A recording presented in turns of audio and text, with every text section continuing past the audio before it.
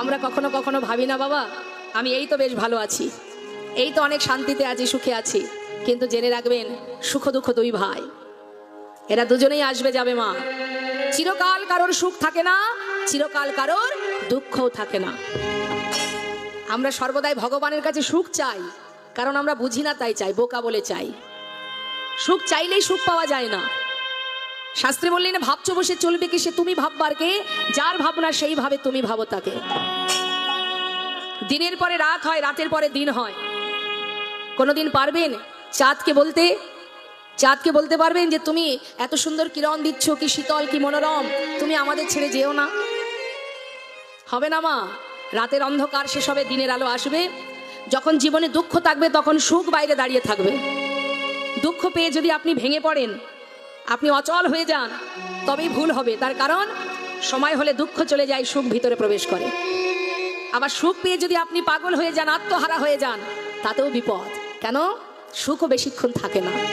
যখন সুখ আপনার জীবনে থাকবে, দুঃখ দরজার বাইরে দাঁড়িয়ে থাকবে। মাথায় রাখতে হবে এই সুখটা বেশি দিন নয়, এ চলে যাবে, আবার দুঃখ ঢুকে যাবে। তৈরি থাকতে হবে। আর এই সব কিছুকে নিয়ে চলাটাই হচ্ছে জীবন বাবা। আমাদের জীবনটা কেমন মা? মানুষের জীবনটা কেমন? একটা সেবার থালার মতো। সেবার থালায় কি কি থাকে? অন্ন থাকে, ভাজা থাকে, তিতো থাকে, ডাল থাকে, রসা থাকে, ঝাল থাকে, চাটনি থাকে, মিষ্টি থাকে, থাকে তো? সেবার থালায় সব রকম থাকে, ঝাল, টক, মিষ্টি, তিতো সব থাকে। মনে করুন এই কথাটা, এই দৃষ্টান্তটা দিচ্ছি কেন, মন দিয়ে শুনুন, তাতে আপনাদেরই মঙ্গল হবে। তা একটা সেবার থালায় এত কিছু আছে, কিন্তু দেখা যাচ্ছে আপনার কোনো কিছুই প্রয়োজন নেই, আপনি চাটনিটা খুব ভালোবাসেন। চাটনি যদি আপনি ভালোবাসেন, থালা থেকে সব কিছু নামিয়ে দেব, এক থালা চাটনি আপনাকে দেব, ভালো লাগবে খেতে? সন্তুষ্ট হবেন? এক থালা চাটনি দেব, কারণ আপনি তো চাটনি প্রিয়, আপনি সুখ ভালোবাসেন, আপনাকে এক থালা চাটনি দেব, ভালো লাগবে না মা? কেন বলুন তো? চাটনিটা তখনই ভালো লাগবে তার পাশে আর যারা ছিল, তিতো থাকবে, ঝাল থাকবে, মিষ্টি থাকবে, সব কিছু থাকে যদি, তবেই শেষে গিয়ে চাটনিটা আপনার ভালো লাগবে। তা জীবনটাও তাই, এর মধ্যে হাসি থাকবে, কান্না থাকবে, এর মধ্যে পাওয়া থাকবে, হারানো থাকবে, উঁচু থাকবে, নিচু থাকবে, ছোট থাকবে, বড় থাকবে, দুঃখ থাকবে, খুশি থাকবে, সম্পূর্ণ সব কিছু থাকবে, তবেই তো পরিপূর্ণ জীবন। নিতাই গৌর হরি বল। শুধু সুখেই জীবন নয়, সেটা শান্তির জীবন নয়। সবাই মিলে একবার দুহাত তুলুন তো দেখি। কি হয়েছে? ভাগ্যিস কমিটি দাদারা এই মাঝখান দিয়ে একটা রাস্তা করেছিল, ভাগ্যিস করেছিল, না হলে বাড়ি যেত কি করে?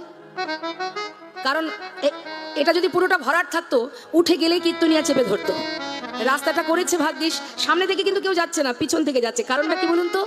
তারা জানে বেশিক্ষণ শুনবো না, একটুখানি শুনবো, তাতেই যথেষ্ট, ওর বেশি আর দরকার নাই। কে জানে বাবা এখন আছি, একটু পরে থাকবো কিনা। হরিনাম শুনতে বসলেও চিন্তা হয়, ঠান্ডা লেগে গেলে কত রকমের সমস্যা। এখন আবার কি নাকি বেরিয়েছে না, কি বেরিয়েছে, নিপা বেরিয়েছে, কখন আবার নিপা এসে অ্যাটাক করবে, সেই ভয়ে চিন্তা করছে বেশি রাত জেগে লাভ নেই বাবা, তার থেকে ঘুমালে শরীর ভালো থাকবে। ঘুমানোর জন্য মরে যায় কেউ। যদি আমার বাবারা ভালো বলতে পারবে, বাড়ির গিন্নিরা কাজ করতে করতে যদি 2 ঘন্টা ঘুমাতে না পারে, দেখবেন কি রাগা রেগে যায়, সারাদিনে এত কাজ আমি একটু ঘুমাতে পারলাম না, বলে না? দেখুন একটু ভাবুন মা, আমাদের জীবনে একটা সময় আসবে না, আমরা সারা জীবনের মতো ঘুমিয়ে পড়বো, ইচ্ছা করলেও আর চোখ মেলতে পারবো না। তার মানে ঘুমানোর সময় প্রচুর পাবো আমরা, জেগে থাকার সময় বড় কম। তাই ঘুমানোর জন্য দুঃখ পেয়ে লাভ নাই। ও যতই আপনি টাইম মতো ঘুমান আর টাইম মতো খান না কেন, এই যে প্রকৃতির তৈরি দেহটা না, এ যতই এর সেবা যত্ন করুন না কেন, সেবা না করলেই বরং ভালো। সেবা না করলে সুস্থ থাকবে, সেবা করলেই বিপদ। হ্যাঁ, এখন তো আর সংসারে কোনো কাজকর্ম করতে হয় না, করতে হয় মায়েদের। আমার বাবারা জানে, হাড়ে হাড়ে টের পাচ্ছে। এখন বাটনাও বাটতে হয় না, এখন আর কাঠও জ্বালাতে হয় না, কাপড়ও কাচতে হয় না, কিচ্ছু না। তাও কষ্ট, খুব কষ্ট। হ্যাঁ, কিসে কষ্ট? ওই যে কাজ করেন না, সেই জন্য। সারাদিন যদি সব ওই মেশিনে হয়ে যায়, তাহলে দেহটা, এই মেশিন তো অচল হয়ে যাবে বাবা। এটাও তো একটা মেশিন মা, এটাকে তো আর কাজে লাগানো হয় না, যার জন্য অচল হয়ে যায়। এবার ডাক্তার যখন লিখে দেয় সকালবেলা 5 কিলোমিটার হাঁটাহাঁটি করবে, ভোর হতেই আমরা তো বাড়ি যাই বাবা, দেখবেন ওই 4টে-5টার সময় যখন বাড়ি যাই, পথে দেখি সব বনগাঁ টাউনের মানুষগুলো সব বিছানা ছেড়ে, কম্বল ছেড়ে, এত সুখ ছেড়ে হাঁটছে। তাও জোরে জোরে হাঁটতে হবে, ঘাম ছোটাতে হবে, না হলে নাকি রোগ সারবে না। কি হয়েছে? ডাক্তার বলেছে 4 ঘন্টা হেঁটে হেঁটে পাগল হয়ে গেলাম। কেন? বাড়ি কাজ করলে এত কষ্ট হতো না, ওই হাঁটার জ্বালায় জীবন শেষ হয়ে গেল। তাহলে সেই কষ্টটা বাড়ি করলেই তো হয়। আমার দাদাদের এত কষ্ট দিয়ে এত পয়সা খরচ করার তো কোনো দরকার নাই। হ্যাঁ, হাঁটার বেলায় কষ্ট হয় না, আমাদের যদি একটু বাট না বাড়তে হয় তখনই গন্ডগোল বেঁধে যায়। তা ভগবানের নাম শুনতে বসলে এখানে অনেক উপকার। এই যে হাত তুলে হরি বল বলছেন, 2 হাত তুলছেন, এটাতে একটা শরীরে কি হচ্ছে, ব্লাড সার্কুলেশন বেড়ে যাচ্ছে, শরীর ভালো থাকবে, অলসতা কেটে যাবে। আবার 2 হাত তুলে হাতে তালি দিলে ভগবানের চরণে আত্মসমর্পণ হবে। অনেক রকমের উপকার হরিনামের কাজ করলে, নাম শ্রবণ করলে। আর কি হবে? আপনি যে ফিরবেন, যাবেন বাড়িতে, বাড়ি মানে ইহজগতের বাড়ি বলিনি, আমাদের আসল বাড়ি যখন ফিরবো তখন তো আপনাকে সবাই বিচার দিতে হবে। আমাদের পৃথিবীতে যেমন কাঠগড়া আছে, আইন আছে, হাইকোর্ট আছে, সুপ্রিম কোর্ট আছে, বিচার দিতে হয়। যখন আপনি যাবেন গন্তব্যস্থলে, সেখানেও আপনাকে বিচার দিতে হবে। কাঠগড়াতে আপনাকেই দাঁড়াতে হবে, আপনার স্বামীও দাঁড়াবে না, আপনার সন্তানও দাঁড়াবে না, যার বিচার তাকেই দিতে হবে। তা সেই বিচার দেওয়ার সময় যেন মনের জোরের সহিত বলতে পারেন যে আমরা হরিনাম শ্রবণ করেছি, 2 হাত তুলে হরি বল বলেছি। তো সে বলা জায়গাটা তো তৈরি করতে হবে, ঘুমিয়ে পড়লে তো হয়েই গেল। না, এখন বাড়ি যাওয়ার, ঘরে যাওয়ার চিন্তা ভাবনা করবেন না, বসুন সবাই, সবাই বসুন। এই যে আজকে এখানে হরিনাম শুনছেন, আবার 1 বছর অপেক্ষা করতে হবে এখানে হরিনাম শোনার জন্য। কিন্তু সেই পর্যন্ত যদি বেঁচে থাকি তবে তো বাবা, যদি চলে যাই কে বলে কতটুকু সময় আছে? হ্যাঁ, তো বসুন, কেউ উঠবে না, এবার উঠলেই আমি ধরবো। তুলুন হাত সবাই মিলে, জোরে জোরে একবার মহামন্ত্র হরিনাম জপ করবেন। আচ্ছা, একটা গান গাইবো সবাই মিলে। ছলো ছলো নয়নে, ওমা, যে মায়েরা চেয়ারে বসেছেন একবার হাত তুলুন, তুলুন সবাই হাত তুলুন, প্রত্যেকে তুলবেন। যার দেওয়া হাত একবার তার দিকে তুলুন। এখানে যেমন কর্ম করবেন চিত্রগুপ্তের খাতায় তোলা হবে, বলতে পারবেন 2 হাত তুলে হরি বল বলেছিলাম, হরিনাম করেছিলাম। তুলুন সবাই হাত। ছলো ছলো নয়নে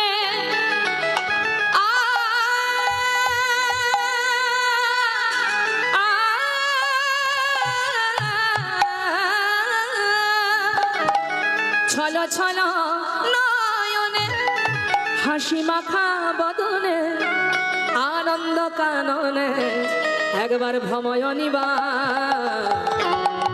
হরি বল হরি বল মনি রে আমার, হরি বল হরি বল হরি রে আমার, হরি বল হরি বল মনি রে আমার।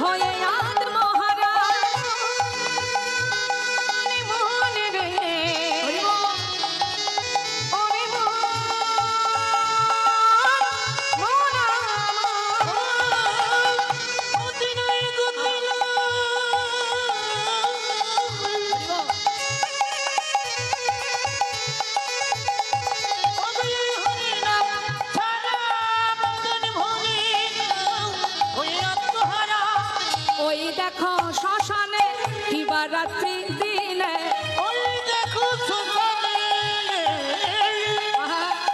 দিবারাত্রি দিনে, উড়িতেছে কত মানুষ, কত অহংকার। হরি বল হরি বল হরি রে আমার, হরি বল হরি বল হরি রে আমার, হরি বল হরি বল হরি রে আমার, হরি বল হরি বল।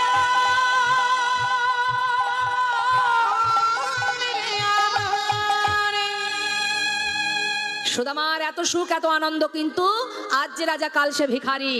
ভগবান মনে মনে ভাবলেন, বন্ধু, শুধু বন্ধু কেন, প্রত্যেকটা ভক্তকে ভগবান পরীক্ষা করে বাবা। যে আমাকে ভালোবাসে, যে করে আমার আশ, আমি তার করি সব নাশ, তথাপিও যে না ছাড়ে আমার পাশ, আমি হই তার দাসানুদাস। হাজার কষ্টের পরেও যদি কেউ আমাকে ভালোবাসে, আমি তার চরণে যুগ যুগ ধরে দাস হয়ে পড়ে থাকি। আজ সুদামার জীবনের কষ্টটা একবার ভাবুন, তবেই নিজেকে মনে হবে যে না, আমি অনেক সুখে আছি। আর এটাও শিক্ষা হবে যে সুদামা কেমন করে গোবিন্দকে ভালোবাসতো, আর আমরা মনে করি আমরা ভক্ত, আমরা কত বড় ভক্ত, সেটাও আপনারা বুঝতে পারবেন। ভগবান সুদামাকে পরীক্ষা করবার জন্য তার জীবনের সমস্ত সুখ একটা একটা করে কেড়ে নিচ্ছে। এটা শুধু লীলা নয় মা, এটা জীব শিক্ষার জন্য, আমাদের শিক্ষার জন্য। সবার আগে কেড়ে নিল তার মা বাবাকে। যেই মা বাবা চলে গেলেন, সংসারের পুরো দায়িত্ব পড়ে গেল তার কাঁধে। সন্তান আছে, স্ত্রী আছে। ধনী পরিবারের কন্যাকে বিবাহ করেছিলেন সুদামা, কিন্তু তার মনে একটা বাসনা ছিল। সুদামার স্ত্রীর কি বাসনা? সে মহাদেবের সেবা করতেন, ভোলানাথের পূজা করতেন। বলেছিলেন, হে প্রভু, তোমার কাছে একটা বাসনা, যদি কোনোদিন আমাকে স্বামীর সংসারে পাঠাও, এমন স্বামীর সংসারে পাঠাবে তার যদি অর্থ না থাকে কোনো দুঃখ নেই, শুধু তোমার কাছে একটি বাসনা, সে যেন সত্যবাদী হয়। পেয়েছেও তাই বাবা। সুদামা কোনোদিন মিথ্যা কথা বলে না মা, অসৎ কর্ম করে না। তার নিঃশ্বাসে প্রশ্বাসে একটাই নাম, কৃষ্ণ কৃষ্ণ কৃষ্ণ। যেই মা বাবা চলে গেছেন, বিয়োগ হয়ে গেছে, সংসারের দায়িত্ব, ওই পাড়ার ভিতরে একটা স্কুল, একটা পাঠশালা তৈরি করে সেখানে বাচ্চাদের শিক্ষা দিয়ে যা পেত তাতে দিন কেটে যেত। কিন্তু ভগবানের এমনই পরীক্ষা ভক্তের প্রতি, একটু একটু করে তার সেই পাঠশালাটাও বন্ধ করে দিল। হঠাৎ একদিন কোনো না কোনো কারণে, কোনো না কোনো ছলায় সেই পাঠশালা বন্ধ হয়ে গেল। যেই পাঠশালা বন্ধ হয়ে গেছে মা, সন্তানে বাচ্চা আছে, সন্তান আছে, স্ত্রী আছে সংসারে, তাদের মুখের অন্ন কি করে জোটাবে সুদামা? কি করে খাওয়াবে তাদেরকে? সে তো চুরি ডাকাতি করতে পারবে না। অবশেষে ভিক্ষার ঝুলি কাঁধে তুলে নিল। দাঁড়ে দাঁড়ে ভিক্ষা করে মা, সবার দ্বারে যায়।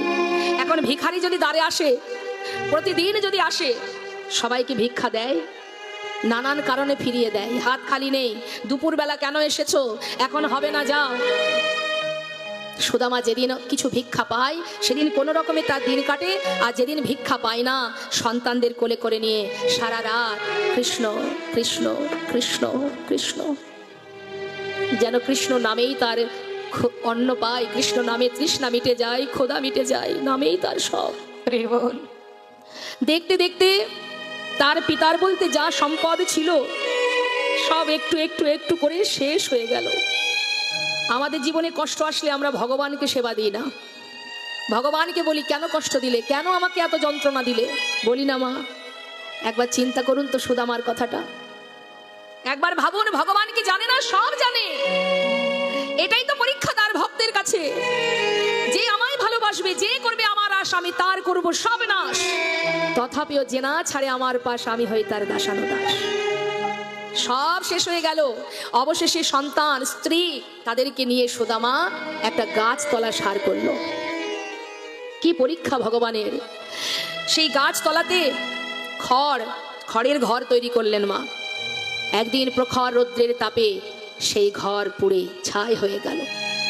গাছ তলাতে দিন কাটে, সন্তানদের পরনে একটা বস্ত্র নেই। আপনার পরিবারের পরনে বস্ত্র আছে, মাথায় ছাদ আছে। আজ এমনই ভক্ত সুদামা, যার সন্তানদের পরনে বস্ত্র নেই, স্ত্রীর পরনে একটা মাত্র বস্ত্র, তাও সব জায়গায় ছেঁড়া, কোনো রকমে দিন কাটে। সুদামা ওই সন্তানদের নিয়ে গাছতলাতে ঝড় বৃষ্টি রোদ সব কিছু বহন করে নিয়ে যায় মাথায় করে। এইভাবে দিন কাটে তার, কিন্তু একই নাম, কৃষ্ণ কৃষ্ণ।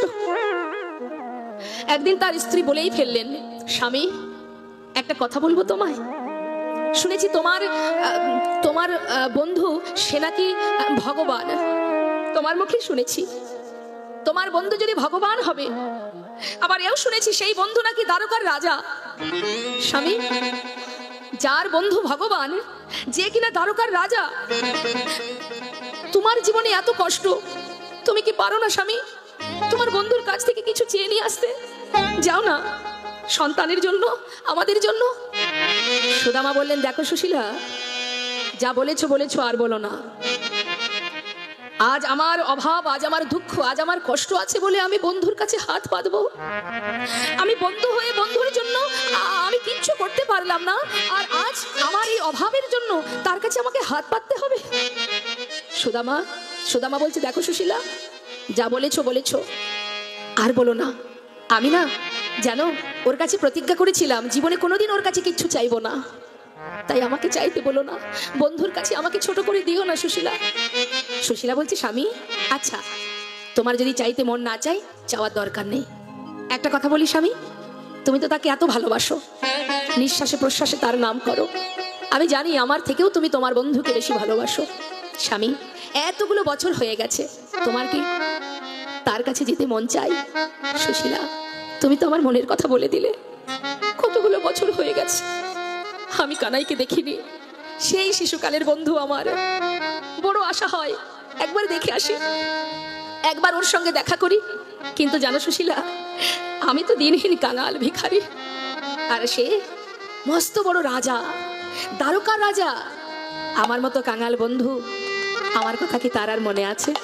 স্বামী এ তুমি কি বলছো? না না, যাকে তুমি এত ভালোবাসো, যার নাম সর্বদাই তুমি জপ করছো, আর সে তোমায় ভুলে যাবে? এটা হতে পারে না। শোনো স্বামী, আমার বিশ্বাস সে তোমাকে ঠিক চিনতে পারবে। যাও তুমি দেখা করে এসো। সুশীলা তুমি যেতে বলছো? হ্যাঁ আমি তো বলছি তুমি যাও, কিন্তু সুশীলা এতগুলো বছর পর আমি যে কানার কাছে যাব, আমি শূন্য হাতে কি করে যাই বলো? কিছু যদি নিয়ে যেতে না পারি? আরে বন্ধু বন্ধুর বাড়ি মাঝে সাঝে গেলে কোনো ব্যাপার থাকে না, বহু বছর পর যাব, খালি হাতে যাওয়া যায়? সুশীলা বলছে, স্বামী বেশ চিন্তা করো না, আমি দেখছি কিছু করা যায় কিনা। কি করেছে মা? সুশীলা নিজে স্বামীকে ঘরে রেখে গ্রামের মধ্যে গিয়ে পাড়ায় পাড়ায় সবার বাড়ি বাড়ি গিয়ে বলছে, আমায় ভিক্ষা দাও গো নগরবাসী, তোমরা ভিক্ষা দাও আমার, তোমরা ভিক্ষা দাও গো ওগো নগরবাসী, ভিক্ষা দাও আমায়, আমায় ভিক্ষা দাও গো ওগো নগরবাসী, তোমরা। ওমা বসুন, আসবেন না, বসুন, আমি পরে নেবো, বসুন। ভিক্ষা দাও গো নগরবাসী, ভিক্ষা দাও আমার, ভিক্ষা দাও গো নগরবাসী, ভিক্ষা দাও আমায়। যেই না সামনে গিয়ে দরজার সামনে গিয়ে ভিক্ষা চেয়েছে, মুখের উপরে দরজাটা বন্ধ করে দিয়েছে। এরকম দেখবেন অনেকেই করে, মুখের উপরে দরজা বন্ধ করে দিয়ে বলছে, নিত্য নতুন ভিখারির জ্বালায় কি বাড়ি ছেড়ে দিতে হবে? এই গ্রাম ছেড়ে চলে যেতে হবে নাকি? এই যে এইদিকে এদিকে আয়। দেখ দেখ এ আবার কোথা থেকে উদয় হলো, একে তো আগে কখনো দেখিনি। এই যে এ বাড়ি ভিক্ষা হবে না, অন্য বাড়ি যাও। তাড়িয়ে দিল মা, আবার পাশের বাড়ি গেছে। আমায় ভিক্ষা দাও গো নগরবাসী, ভিক্ষা দাও আমার, ভিক্ষা দাও গো নগরবাসী, ভিক্ষা দাও আমায়। সে বাড়ির লোক বলছে, আরে এই, এদিকে এদিকে এদিকে আয়। কোথায় দেখেছি দেখেছি মনে হচ্ছে। চিনতে পারছো না? না সুদামার বউ গো। সুদামার বউ? হ্যাঁ, ও পারে বলে আচ্ছা, সুদামা ভিক্ষা পায় না বলে আজ নিজের বউটাকে পথে নামিয়ে দিয়েছে। এই যে আমরা অনেক কষ্ট করে রোজগার করি, তোমার মতো দাঁড়ে দাঁড়ে ভিক্ষা করি না, এ বাড়ি ভিক্ষা হবে না, অন্য বাড়ি যাও।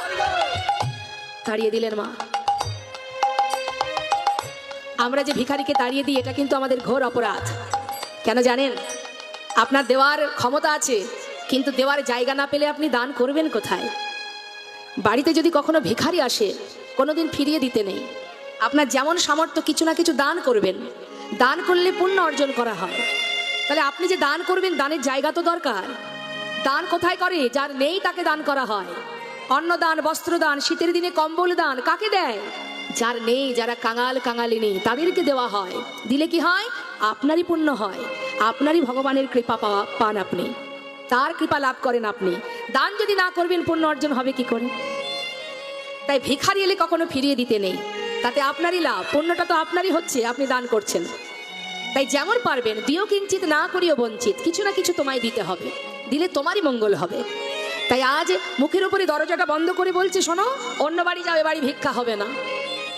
যার স্বামী সত্যবাদী, মিথ্যা কথা বলে না, অন্যায় করে না, পাপ করে না, অসৎ কর্ম করে না, তাকে কেন বাবা ভিক্ষা করে খেতে হয়? আমরা অনেক কষ্ট করে রোজগার করে খাই, আমরা ভিক্ষা দিতে পারবো না। সুশীলা বলে উঠলেন, দেখো ঠিকই বলেছ তোমরা, আমার স্বামী সত্যবাদী, আমি তারই স্ত্রী। আমার স্বামী যেমন তোমাদের মিথ্যা বলে না, আমিও তোমাদের মিথ্যা বলবো না। আজ কেন এসেছি জানো?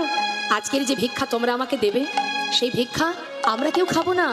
ওগো তোমাদের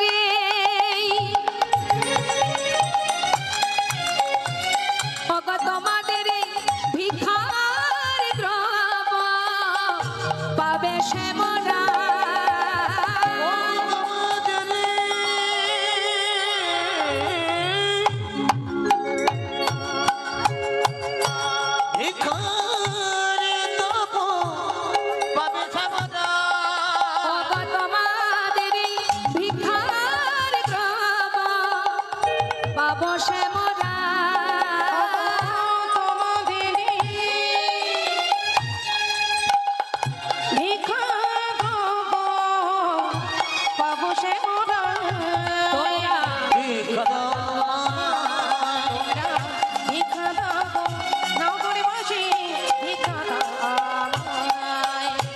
যেই না মা বলেছে তোমাদের ভিক্ষার দ্রব্য পাবে শ্যামরায়, অর্থাৎ গোবিন্দ সেবায় দেওয়া হবে। সঙ্গে সঙ্গে গ্রামের মধ্যে যারা কৃষ্ণ ভক্ত, সেই পরিবার থেকে কয়েকজন শুকনো চিড়ে সুদামার স্ত্রীর আঁচলে দিয়েছে। সুদামার স্ত্রী সেই চিড়েগুলো নিয়ে ঘরে গিয়ে নিজের স্বামীকে বলছে, স্বামী, আজকের এই ভিক্ষার, এই যতটুকু ভিক্ষা পেয়েছি, এই ভিক্ষা থেকে এর একটা দানা না তুমি খাবে, না আমি খাবো, না সন্তান খাবে। যার জন্য ভিক্ষা করেছি তার জন্য তুমি নিয়ে যাও। কি করে নিয়ে যাবে মা? পাত্র কোথায় দেবে কি করে? নিজের পরনে যে বস্ত্র, যে শাড়িটা আছে, সেই কাপড় থেকে কিছুটা অংশ ছিঁড়েছে, ছিঁড়ে তার মধ্যে পুটুলি বেঁধেছে, পুটুলি বেঁধে সুদামার হাতে তুলে দিয়েছে। দেখুন, আজ সুদামার স্ত্রী, সুদামার সন্তান, তারা এত কষ্ট, এত দুঃখ, এত যন্ত্রণা ভোগ করছে, কিন্তু তথাপিও সুদামা কৃষ্ণ ছাড়া আর কিছু জানে না।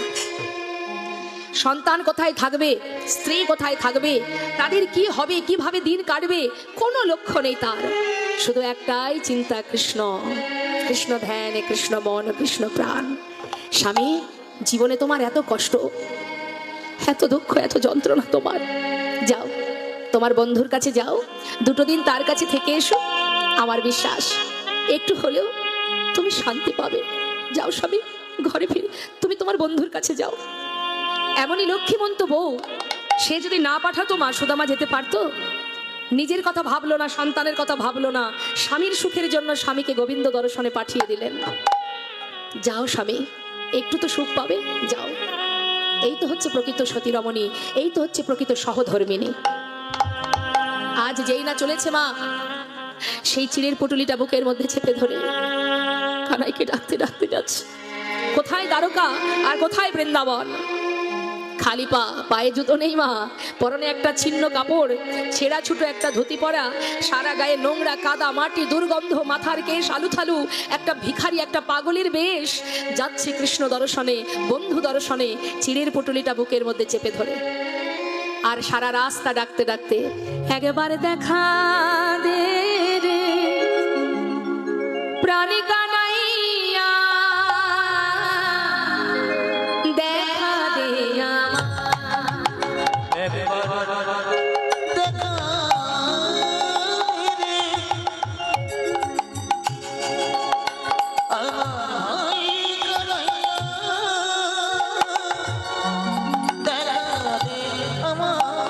একবার দেখা দে রে ওরে কানা,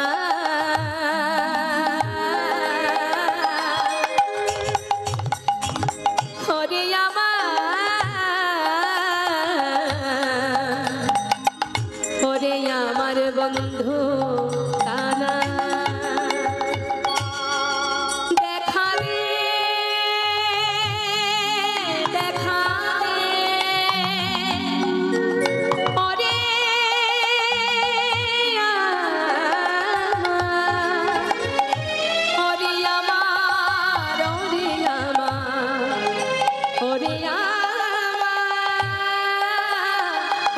আমার বন্ধু কানা।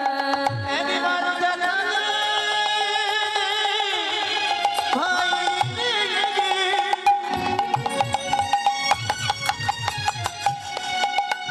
আমি কতদিন তোর দেখি নাই। ওরে আমার ভাই